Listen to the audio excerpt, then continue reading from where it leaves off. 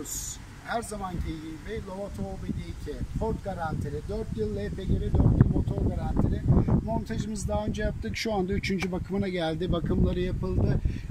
Gaz ayarları, gaz kaçak kontrolleri, bunların hepsi de yapılmış oldu. Filtre bakımı yapıldı ve müşteriye teslim edeceğiz.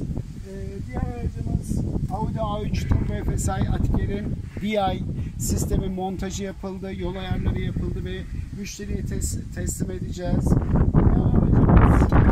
Volkswagen CC Lovato DI sistem montajı yapıldı, testleri yapıldı ve müşterimize teslim edilmek üzere.